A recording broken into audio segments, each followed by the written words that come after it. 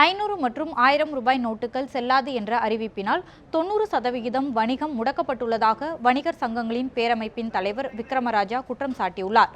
ரூபாய் நோட்டுகள் விவகாரத்தில் மத்திய அரசிற்கு கண்டனம் தெரிவித்து வணிகர் சங்க பேரமைப்பின் சார்பாக தமிழகம் முழுவதும் 50க்கும் மேற்பட்ட இடங்களில் கண்டன ஆர்ப்பாட்டம் நடைபெற்றது.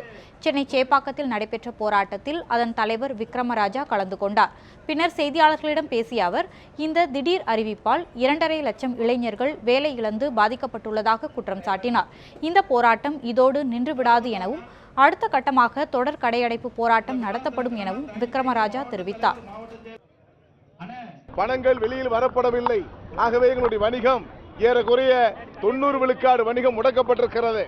இதனுடைய பாதிப்பால் ஏறக்குறைய 2 லட்சத்திலிருந்து 3 லட்சம் இளைஞர்கள் வேலை வாய்ப்பை இழந்து இந்த நாளையிலிருந்து விடுவிக்கப்பட இருக்கிறார்கள்.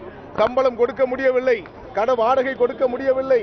ஆகவே வணிகருடைய போராட்டம் என்பது இதோடு மட்டுமல்ல, தொடர்ந்து பாரத பிரதமர் அவர்களையும் மரியாதைக்குரிய நிதியமைச்சர் அவர்களையும் மரியாதைக்குரிய ரிசர்வ் பேங்க் கவர்னர் அவர்களையும் டெல்லியிலே சந்தித்து மனு கொடுத்து எங்களுடைய கோரிக்கை 12 அம்ச கோரிக்கையை நிறைவேற்ற வலியுறுத்த இருக்கிறோம்.